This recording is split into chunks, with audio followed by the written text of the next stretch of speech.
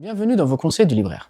Le livre dont on va parler aujourd'hui est un document historique de grande valeur, puisqu'il est une lettre qui a été envoyée par le sultan marocain Moulay Ismail au souverain Jacques II, qui était alors, qui avait dû plutôt fuir son pays, donc l'Angleterre, pour se réfugier en France où il avait trouvé asile auprès de Louis XIV. Ce qui est intéressant dans ce document dont on va parler tout au long de la vidéo, c'est qu'il montre qu'il y a toujours eu des relations riches entre le monde musulman et l'Europe.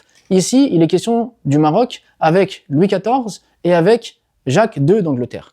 Alors, le sultan Moulay Ismail avait envoyé une ambassade à Louis XIV afin de demander sa fille, la princesse de Conti, en mariage. Puis il a envoyé une seconde ambassade afin de convaincre Jacques II d'embrasser l'islam. Pourquoi est-ce qu'il a fait cela? Jacques II était le souverain de l'Angleterre. Il y avait des bonnes relations entre l'Angleterre et le Maroc.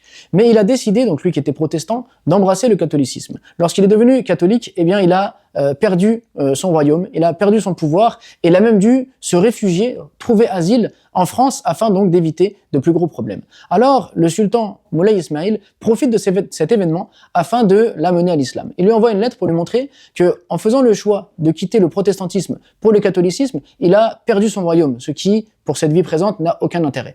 Et il est passé d'une religion fausse à une autre religion fausse, ce qui est, pour sa vie future, également sans intérêt. Et alors il va profiter, et c'est là qu'on voit en fait qu'à l'époque il y avait une grande érudition d'un côté comme de l'autre, exposer qu'est-ce que l'islam dit au sujet de Jésus, au sujet de Marie, qu'est-ce que l'islam finalement. Donc il va faire une apologie de l'islam afin donc de montrer pourquoi est-ce qu'il devrait embrasser l'islam. Il va utiliser bien entendu des arguments coraniques, mais également des arguments rationnels ou bien le pousser à la réflexion. Il donne par exemple une anecdote, il dit si l'on pose la question à un juif, quelle est la meilleure religion entre le judaïsme, le christianisme et l'islam? Il dira bien sûr le judaïsme. Si on lui pose la question et entre le christianisme et l'islam, le juif dira l'islam, puisque ils sont beaucoup plus proches de nous dans la croyance, ils ne reconnaissent pas Jésus comme étant le Fils de Dieu, etc.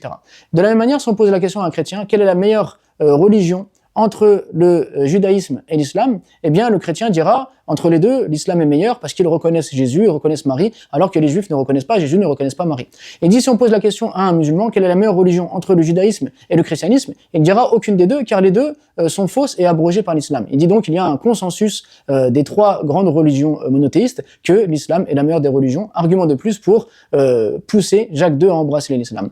Donc ça peut faire sourire aujourd'hui, mais c'est assez intéressant de voir le contenu d'échanges qui pouvait y avoir entre un sultan marocain et un souverain anglais déchu et qui a trouvé asile chez Louis XIV en France. Alors donc dans ce document, on va bien entendu avoir un rappel historique de qui est Moulay Ismail, de qui est Jacques II, de qui est Louis XIV. On va voir les lettres qui ont été envoyées, donc dans leur version originale et dans la traduction qu'il y a eu, l'argumentation qu'il utilise, et donc tout ça est un document qui va nous rappeler qu'il y a toujours eu des relations entre les différentes populations, entre les différents pays, entre les différents peuples, entre les différentes religions. Ça doit nous aussi nous pousser à continuer ce dialogue, à participer à l'effort civilisationnel et à mettre en avant justement ces dynamiques qu'il y a eu dans l'histoire et qui sont finalement trop peu connues.